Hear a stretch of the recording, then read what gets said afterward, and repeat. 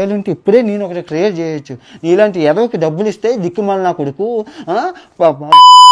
బోల్డ్ మంది చేసేటోళ్ళు ఉన్నారు. 10,000 ఇస్తే చేసేటోళ్ళు ఉన్నారు. సబ్స్క్రైబర్స్ ఎలా పోతే వాళ్ళకి ఎందుకురా? చెప్పింది విను, జాగ్రత్తగా విను.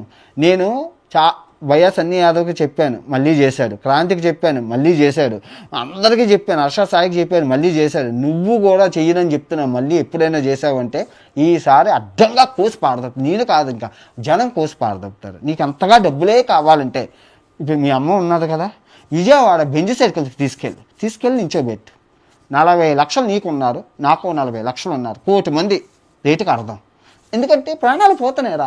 నిన్నే ఒకటి ఇప్పుడు వాడెవడో చచ్చాకను మన తల్లిని పండబెట్టేస్తే అయిపోయిందిగా, డబ్బులు వస్తాయి కదా. అంతకని ఇప్పుడు వాడు చచ్చిపోయి వాళ్ళ అమ్మ, వాళ్ళ నాన్న, వాళ్ళ ఫ్యామిలీ, వాళ్ళ అమ్మ, వాళ్ళ అక్క మొత్తం అందరూ బాధపడే కన్నా నీ తల్లిని పండబెట్టేసే. డబ్బులు మనకు కావాల్సింది డబ్బులు కదరా, డబ్బులు కదా. నువ్వు సబ్స్క్రైబర్స్ తట్టట్లేదండి అంటున్నావు. నువ్వు కమెంట్లు డిలీట్ చేసేసి కమెంట్లు యాప్ చేసేస్తే ఎక్కడ తిడతారు? నా దగ్గర చూడరా, 10,000 మంది తిట్టారా నిన్ను 10,000 మంది పండబెట్టి కొట్టారు. ఆ కమెంట్లు చదువు ఒక్కొక్కటి. మీ అమ్మకు చూపించరా ఆ 10,000 కమెంట్లు నీ మీద. నా కొడుకు ఎంత ప్రయోజకుడు అయ్యాడో చెప్తుంది. తప్పు చేసావు. మహాభారతం, రామాయణం, భాగవతం ఎంత దరిద్రుడు అంటే అండి, విజయవాడ వరదలు వచ్చి అందరూ కొట్టుకు చచ్చిపోతుంటే ఈ డబ్బులు నా కొడుకు బెట్టింగ్ యాప్ ఆ రోజు ప్రమోట్ చేశారు. సబ్స్క్రైబర్స్ ఉన్నారు కానీ చెప్తారు, విజయవాడ వరదలు వచ్చిన రోజే ఇది బెట్టింగ్ యాప్. మళ్ళీ వరదల మీద సింపతి ఒకటి దొంగనా కొడుకు.